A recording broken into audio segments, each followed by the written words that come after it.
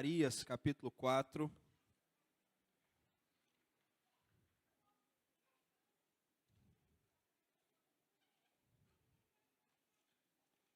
Zacarias, capítulo 4.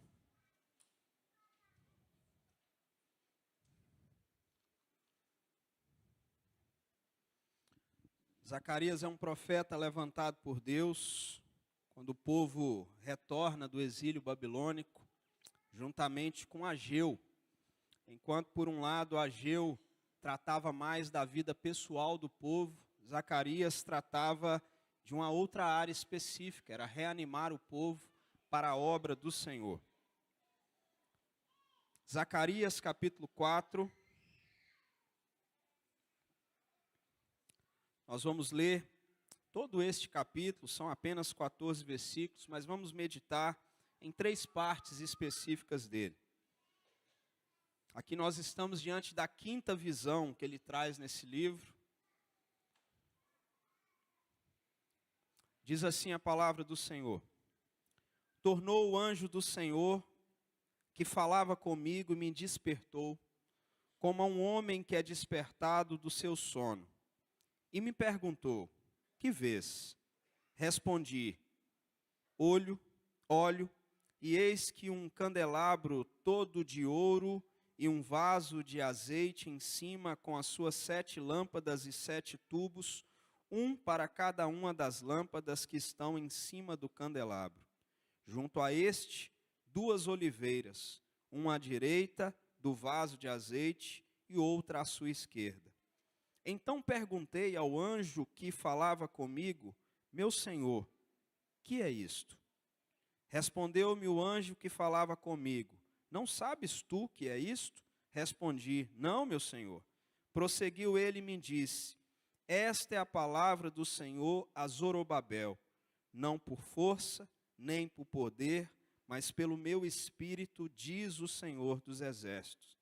Quem és tu, ó grande monte? Diante de Zorobabel serás uma campina, porque ele colocará a pedra de remate em meio a aclamações, haja graça e graça para ela. Novamente me veio a palavra do Senhor dizendo: as mãos de Zorobabel lançaram os fundamentos desta casa, elas mesmas a acabarão, para que saibais que o Senhor dos exércitos é quem me enviou a vós outros. Pois quem despreza o dia dos humildes começos, esse alegrar-se-á, vendo o prumo na mão de Zorobabel. Aqueles 7 olhos são os olhos do Senhor que percorrem toda a terra. Prossegui e lhe perguntei: que são as 2 oliveiras, à direita e à esquerda do candelabro? Tornando a falar-lhe, perguntei: que são aqueles 2 raminhos de oliveira que estão junto aos 2 tubos de ouro, que vertem de si azeite dourado? Ele me respondeu: não sabes que é isso? Eu disse: não, meu senhor. Então ele disse: são os 2 ungidos que assistem junto ao Senhor de toda a terra. Oremos. Pai santo e querido, obrigado, Deus, pela tua palavra que é viva, tua palavra que é eficaz. E nós clamamos, Deus, que o Senhor nos dê a graça de meditarmos na tua palavra nessa noite e sairmos daqui certos de que o Senhor, o Deus do universo, o Criador de todas as coisas, se importa conosco e fala conosco, Deus. Por isso, use a tua palavra, abra o nosso coração e a nossa mente para compreendê-la com clareza. É em nome do Senhor Jesus que nós oramos. Amém, Senhor. Meus irmãos, eu quero que algo fique bem claro na nossa mente nessa noite, ao meditarmos em Zacarias capítulo 4. Não é na nossa força, é no Espírito de Deus, e Deus nos lembra que, embora Ele use gente rica e gente de influência, Ele realiza a obra dele através do seu Espírito. Deus usa corações disponíveis através de quem Ele coloca ou quem se coloca à sua disposição. Se tem algo que nós devemos gravar sobre esse texto, é que, embora Deus possa usar todos os recursos que você tem, Ele tem procurado um coração disponível na presença dEle. E isso é muito importante. Nós estamos aqui diante de um texto que mostra o povo de Judá retornando do exílio. Porém, mesmo que eles tivessem saído da pior situação possível, eles estavam desanimados. Eles estavam em escravidão, saíram da escravidão, mas agora eles estavam muito desanimados. Desanimados para reconstruírem o templo.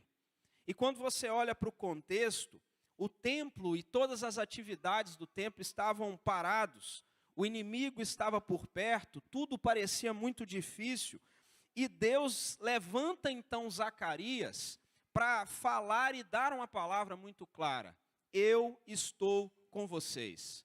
Lembra bem as palavras de Jesus, eis que estou convosco. É o mesmo que acontece aqui nas palavras de Zacarias. Como eu vinha dizendo, Zacarias foi profeta e sacerdote. O ministério dele começa, profético, se inicia justamente quando o povo retorna desse exílio babilônico. E estando eles de volta, não significou para a vida deles algum tipo de facilidade. Jerusalém estava em ruínas. Nós estamos falando aqui de 520 a.C., o rei persa Dario I. O povo ele começa a reconstrução do templo, mas depois de um período que eles iniciam, os vizinhos que estavam ali, não eram do povo de Deus, oferecem ajuda. Então Zorobabel, que era o governador, rejeita a ajuda. Uma vez que ele rejeita a ajuda, aquele povo envia cartas ao rei, dizendo, olha, esse povo vai se rebelar. Então o rei manda a obra parar. Então nós estamos falando de um povo que retorna do exílio, sem meios, sem recursos, sem condições. Eles sabem que devem reformar o templo para recomeçarem a adoração a Deus naquele lugar, porém eles estão encontrando diversas dificuldades. Como eu vinha dizendo, Ageu, que também é profeta nessa época, ele está chamando o povo para ações diretas de correção de vida. Então, enquanto você tem um profeta, um pastor daquela época, dizendo para o povo, vocês precisam consertar a sua vida pessoal, você tem Zacarias dizendo para o povo, vocês precisam se reanimar em Deus para continuarem a adoração e reconstruírem o templo. Um dos profetas diz, conserte sua vida, dando exortações, admoestações ao povo. O outro anima o povo dizendo, viva para Deus. E é aqui que entra esse governador chamado Zorobabel. Porque ele é chamado para reconstruir o templo, animar o povo. Ele é esse mestre de obra da reconstrução, mas também está desanimado. Por quê? Porque ele está enfrentando resistência. Eu não sei se você alguma vez foi chamado a uma tarefa por Deus, aquela tarefa que você não tem dúvidas que foi Deus que te chamou para realizar, e você se sentiu desanimado quando encontrou resistência. Zorobabel, ele enfrentou resistência de todos os lados. Nós estamos falando de oposições externas, nós estamos falando de desânimo interno. Ele passa por um processo de desânimo porque ele está cercado de oposições. Se você voltar seus olhos para o capítulo 3, a Bíblia nos diz que inclusive Satanás é esse opositor também. Então ele tem oposição de homens ou daqueles vizinhos, ele tem aquele desânimo interno que vem sobre a vida dele, e ele ainda tem a oposição do próprio Satanás, que se levanta para resistir o que está sendo feito. Nós estamos falando de um povo que encontra-se desanimado, porque eles estavam também pobres, eles viviam no meio da seca, tinham fome, dificuldades econômicas e tinham uma prioridade. Eles retornam do exílio e eles precisam reconstruir suas próprias casas. A pergunta que está no ar para esse povo é a seguinte: será que vale a pena continuar? Você já se encontrou ou já se sentiu assim, dando murro em ponta de faca? Você está fazendo algo e você não vê que aquilo vai evoluir. Então a desistência é muito clara aqui.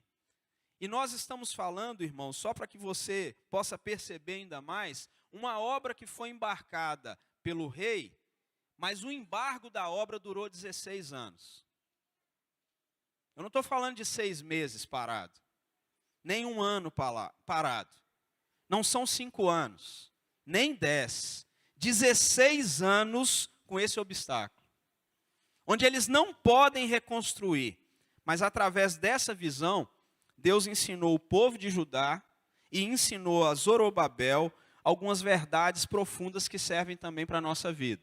E nós vamos então meditar na primeira delas. Quando nós olhamos para esse texto, a primeira verdade que nós encontramos é que a obra de Deus não depende da força humana, mas do Espírito de Deus.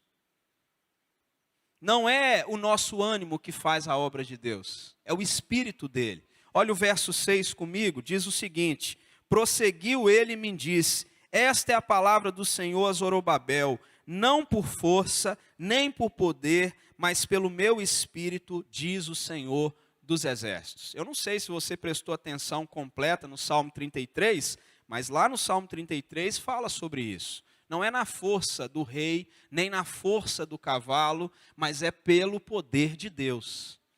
Quando nós olhamos para esse texto, o povo precisava entender que não venceria com estratégias humanas, nem através dos métodos humanos, nem através da força humana, nem através dos recursos humanos, mas eles venceriam pela ação do Espírito Santo de Deus. O Salmo 20, versículo 7, assim como o 33 também fala disso. Alguns confiam em carros, outros confiam em cavalos, mas nós confiamos no nome do nosso Deus.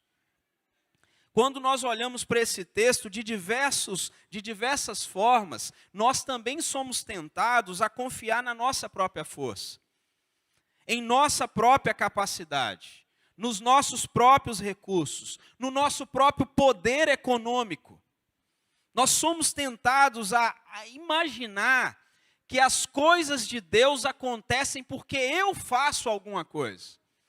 Ah, Deus me abençoou porque eu fiz. Deus me abençoou porque eu estou agindo. Deus me abençoou porque eu fui ali e fiz essa obra. Não, a obra de Deus não funciona assim. Até o que fazemos, se o fizermos, é porque Deus, através do seu Espírito, nos levou a fazer. Quando olhamos para esse texto, essa é a tentação de todo ser humano. Acreditar que ele pode fazer o que pode fazer e a obra de Deus acontece por causa dele.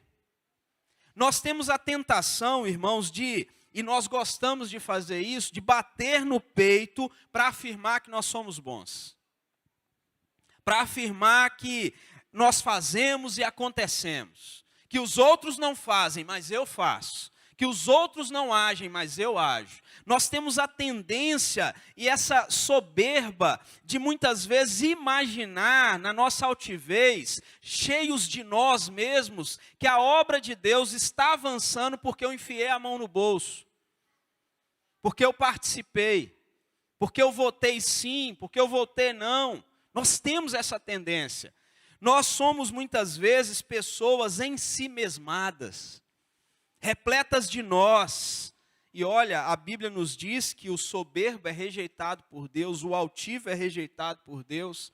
A pessoa que fica ensimesmada demais, achando que só ele faz, que só ele acontece, ele é rejeitado por Deus. Esse texto nos chama a atenção para reconhecer as nossas fraquezas, a nossa falta de mérito, o nosso desânimo, inclusive dizer para Deus que nós não estamos animados, abre as portas para o agir do Espírito Santo de Deus, para Ele nos encher e nos dar o ânimo. Afinal de contas, importa que Ele cresça, que eu diminua, importa que o Senhor haja. Enquanto nós estivermos cheios de nós, vazios estamos do Espírito Santo de Deus. Como que o Espírito vai encher uma pessoa cheia de si mesmo? Que acha e pensa que se banca em tudo. Zorobabel não correu esse risco. Ele percebeu que não era na força dele, nem no poder dele, não era na força do povo, nem no poder econômico do povo, porque eles não tinham nem ânimo e nem condições. Mas Deus disse para eles, não é por força, nem por poder, mas é pelo meu Espírito que essa obra vai ter continuidade. Então, o primeiro ensino que nós temos para a nossa vida é que a obra de Deus não depende da força humana, mas depende do Espírito de Deus. Nós precisamos orar e clamar a Deus, Senhor, por favor, traz o Espírito do Senhor e enche a nossa vida. Esvazia-nos de nós e nos dá mais do Senhor. A segunda lição que nós vemos nesse texto está aqui no verso 7, o verso seguinte vai dizer: quem és tu, ó grande monte? Diante de Zorobabel serás uma campina, porque ele colocará a pedra de remate em meio a aclamações. Aclamações que nós fizemos em louvor aqui hoje. Haja graça e graça para ela. A segunda lição que nós aprendemos é que nenhum obstáculo é grande demais quando Deus está no controle. Não existe, irmãos, obstáculo grande quando Deus está no controle das nossas vidas e da nossa igreja. Você olha aqui a realidade do povo, a grande montanha que está dizendo aqui, quem és tu, ó grande monte, ela representa os desafios que aquele povo enfrentava.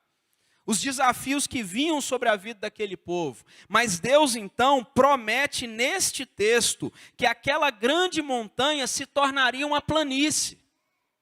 Se tornará em uma campina, ou seja, os obstáculos que pareciam impossíveis de serem removidos, seriam removidos por Deus, não por Zorobabel, nem pelo povo de Judá. Esse monte que representava os obstáculos, vamos lembrar os obstáculos? Oposição dos inimigos, dos vizinhos, capítulo 3, versículo 1, oposição de Satanás, o desânimo interno que passava no coração deles. A Bíblia está dizendo que o próprio Deus ia tirar essa montanha. O próprio Deus ia nivelar esse terreno. Ele ia aplanar o terreno que parecia impossível de ser superado. Então é Deus que garante esse obstáculo, esse grande monte, ou a pergunta é: quem és tu, ó grande monte, diante de Zorobabel, o servo de Deus, aquele que está aqui sendo usado por Deus? Deus iria agir, e no contexto aqui que nós temos de Zacarias, Deus ia agir como uma motoniveladora. Ele ia fazer a terraplanagem. É Deus que vai fazer isso. Não era Zorobabel pela própria força, nem o povo de Judá pela própria força. É Deus dizendo: eu vou aplanar os caminhos. Irmãos, não há nada melhor na nossa vida do que o nosso Deus ir à frente dos nossos obstáculos. E Deus vai à frente dos obstáculos da nossa vida quando nós reconhecemos a soberania de Deus sobre a nossa vida. Então, quando Deus está no controle de todas as coisas, nós temos garantia que os maiores obstáculos são tirados. Que aquilo que nos impede de fazer a obra de Deus não vai nos impedir, porque é a mão de Deus e a graça de Deus que vai à nossa frente. Por isso o texto encerra o verso 7 dizendo: haja graça e graça para ela. Deus faz isso não porque merecemos, não porque somos bons, não porque somos os melhores, mas Ele faz isso pela graça dEle, pela misericórdia dEle. Esse texto também nos ensina uma terceira lição. O verso 10 é um verso famoso, conhecido, um verso que fala sobre os pequenos passos.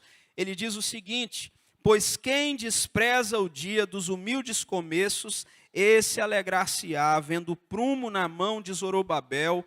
Aqueles 7 olhos são os olhos do Senhor, que percorrem toda a terra. Meus irmãos, fique claro na sua mente: Deus valoriza os pequenos começos. Os começos mais simples, Deus valoriza. Meu avô paterno, o senhor Enéas, já é falecido, ele era um excelente mestre de obra. Ele faleceu quando eu tinha idade de 12 anos. Mas uma das lembranças que eu guardo dele é que nós sempre podíamos encontrar com ele uma trena e um prumo. Era comum ele andar com essas coisas. Por quê? Por onde ele passava, as pessoas o chamavam para dar uma olhada na casa, numa reforma, e ele sempre estava na mão com essas 2 ferramentas de medida. Ele sempre andava com isso. E quando você olha para essas 2 ferramentas em especial, principalmente a trena, é comum um pedreiro, um mestre de obra, andar com esse tipo de ferramenta quando ele vai fazer orçamentos. É o início de um serviço. É muito comum ele usar. Ele usa durante toda a obra, mas é muito comum algumas ferramentas fazerem parte da vida de algum trabalhador bem no início de uma obra. E essa lembrança que eu tenho algumas ferramentas dele até hoje. O prumo que está aqui é uma ferramenta para verificar o ângulo certo da parede. Se está tudo no modelo correto, se as coisas estão corretas naquele lugar. No contexto de Zacarias, o prumo na mão de Zorobabel mostra que ele está no início ou na retomada de uma obra. É isso que está acontecendo no texto. Nós estamos falando de 16 anos de uma obra embargada. Agora, Zorobabel saiu de casa e começa a andar pela cidade com um prumo na mão. Isso é significativo porque as pessoas estão olhando e dizendo, Zorobabel começou a fazer as medidas de novo. Zorobabel está alinhando as coisas. Zorobabel está preparando para continuar a construção. Zorobabel vai retomar a construção. Então, quando a Bíblia está dizendo dessa pequena ferramenta, a Bíblia está dizendo que é um pequeno começo para o progresso de uma obra, para a retomada de uma obra, mesmo depois de tanto tempo parada. Agora Zorobabel, ele está recomeçando. E os olhos do Senhor, e é isso que o texto está trazendo para nós, aqueles 7 olhos são os olhos do Senhor que percorrem toda a terra. Deus está de olho nos pequenos passos que nós damos, nos humildes começos em nossa vida. Deus está ali vendo e se alegrando. Aí eu te pergunto, o que seria o prumo na sua mão hoje? Seria a retomada na leitura da Bíblia? Seria a sua vida de oração que precisa recomeçar? O que seria o prumo na sua mão hoje? Seria alguma decisão que você já deveria ter tomado há muito tempo, mas até agora você não tomou? Aquele pequeno passo, aquela pequena ação de Zorobabel parecia pequena para as pessoas, mas era o início de uma grande obra. Me parece, isso aqui é um entendimento pessoal, quando eu olho para esse texto, e principalmente para o verso 10, que Deus, meus irmãos, Ele gosta de começar as coisas devagar. Ele gosta de começar as coisas aos nossos olhos com humildade. E depois Deus faz crescer. E depois Deus faz se desenvolver. E depois Ele dá progresso. Me parece que Deus gosta dos passos curtos, como a criança quando começa a andar. A criança começa a ficar de pé, se equilibrar, e os pais já ficam assim ansiosos para o primeiro passinho. Me parece, esse texto nos traz essa sugestão, que Deus, Ele observa cada passinho que nós damos. Cada pequeno começo. Aquelas decisões que parecem que são insignificantes, Deus está vendo, Ele está olhando, Ele está percebendo, Ele está de olho, Ele não perde cada pequena decisão. Parece para as pessoas, para o mundo, insignificante, mas Deus observa. Tem 6 meses que você não lê as Escrituras, mas de repente, na segunda-feira, você acordou pela manhã, colocou seus joelhos no chão e leu um versículo. Hoje. E de repente amanhã você volta a fazer essa mesma prática e lê mais um versículo. Deus vê. Você nunca praticou boas obras, mas de repente você iniciou trazendo um pacotinho de macarrão. De repente você traz 2. E você nunca fez isso, mas você começa a fazer no primeiro mês, no segundo, no terceiro. Deus observa os pequenos começos. Você está vivendo uma vida de pecado, em uma certa área da sua vida, você tem lutado contra isso, e de repente você se vê amarrado nesse pecado, mas começa a orar a Deus e dizer, Senhor, eu preciso largar isso. E você de repente hoje vence, e amanhã você luta de novo, embora não consiga vencer, mas no outro dia você continua lutando. Deus vê os primeiros passos, passos humildes, passos curtos, Deus observa. Como nós podemos aplicar esses 3 pontos para a nossa vida. Primeiro, eu quero que você se lembre que Jesus é o cumprimento perfeito da obra feita pelo Espírito Santo de Deus. Quando nós olhamos para a Bíblia, a maior obra de Deus, ou que Deus já realizou, é a salvação da humanidade. Você olha para as Escrituras e não foi conquistado a nossa salvação nem pela força política, nem pela força militar, nem pela força religiosa. A nossa salvação foi conquistada pela ação do Espírito Santo de Deus através da morte de Cristo Jesus na cruz do Calvário. Jesus nasceu pelo Espírito, viveu cheio do Espírito e venceu a morte pelo poder do Espírito. Nós também não vivemos a vida cristã na força do braço, irmãos. Nós dependemos diariamente do Espírito Santo de Deus habitando em nós para nos ajudar a fazer a obra de Deus. Segunda aplicação para a nossa vida. Jesus é aquele que removeu a grande montanha. Ela já foi removida. A grande montanha, o maior obstáculo da humanidade era o pecado. Esse era o maior obstáculo. Essa era a montanha intransponível entre nós e Deus. E o Senhor Jesus Cristo, através da sua morte, da sua ressurreição na cruz do Calvário, Ele nivelou a montanha. Ele nos levou até Deus. Ele abriu um novo e vivo caminho até o Pai. Por meio de Cristo, nenhuma barreira é intransponível para chegarmos a Deus. Nenhum obstáculo pode nos impedir de chegar a Deus, porque o Senhor Jesus removeu as montanhas com a palavra da sua graça. Ele removeu, e quando nós enfrentamos desafios, nós podemos confiar que Deus continua aplanando o nosso caminho. Ele faz isso. A terceira aplicação para a nossa vida é que Jesus é a pedra principal. O texto vai nos dizer no verso 7 que esta pedra de remate, essa pedra principal, ela era colocada aos gritos de graça, graça, graça. E foi exatamente assim, Cristo sendo a pedra angular, Efésios 2:20, 1 Pedro 2:6, Cristo sendo essa pedra, a base da nossa fé, a última pedra colocada, todas as coisas convergem para Cristo. A nossa salvação, irmãos, ela começa, continua e termina na graça de Cristo Jesus. Eu não me salvo, Cristo me salva. A vida cristã não é sobre méritos, a vida cristã não é sobre obras, a vida cristã é sobre ser salvo através de Jesus, e um grito que ecoa de toda a eternidade vai ecoar: graça, graça e graça.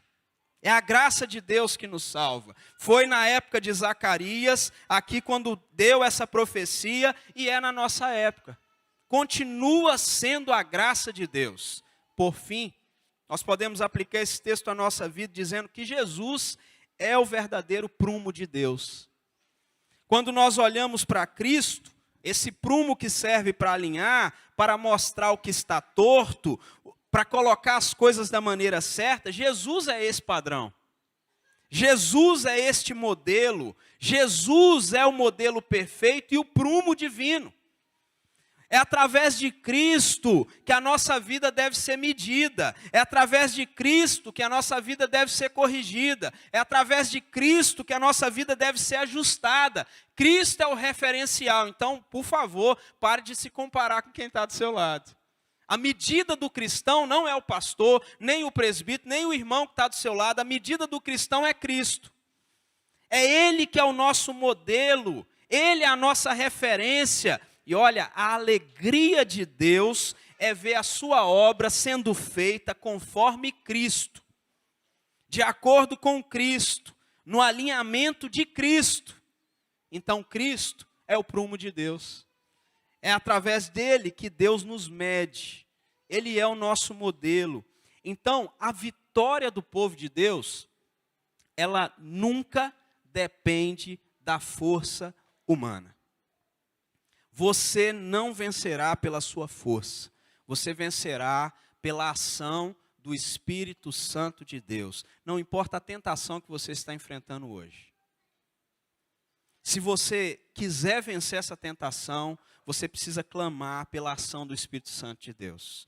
Talvez você esteja passando por um momento de angústia, sua família, seu casamento, às vezes algo bem pessoal, que às vezes até as pessoas que estão ao seu redor, bem íntimo, dentro de casa, não sabem. Você não vencerá esse momento difícil pela sua força.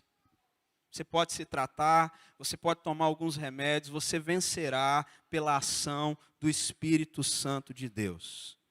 É em Cristo que esse mesmo Espírito de Deus habita em nós, é em Cristo que esse mesmo Espírito de Deus nos capacita, é em Cristo que esse mesmo Espírito de Deus remove as montanhas, é em Cristo que esse mesmo Espírito de Deus alinha a minha vida e me coloca no plano de Deus. Então repita para o seu coração, quando você sair daqui hoje, dizendo o seguinte: não é na minha força, nem é no meu poder, seja ele de influência ou poder econômico, mas tudo o que acontece na obra de Deus é pela ação do Espírito Santo de Deus. É Deus agindo, é Deus fazendo. Nós precisamos dia a dia crer que a ação do Espírito Santo de Deus é que nos conduz para fazer a obra de Deus. É por isso que a missão não acaba. Porque se dependesse do nosso ânimo, a missão acabaria. A evangelização acabaria. A igreja acabaria. A obra pararia. Mas na ação do Espírito Santo, ainda que esteja embargado, ainda que tenha inimigos, ainda que Satanás se levante, na ação do Espírito Santo de Deus, nós podemos completar essa obra. A obra que Deus começa, é Ele que termina. Vamos orar nesse instante. Prepare o seu coração para participar da ceia do Senhor. Convido os nossos presbíteros que se coloquem à frente. Vou pedir também ao presbítero Juarez e o presbítero José Sebastião que possam se colocar aqui para nos ajudar nesta noite.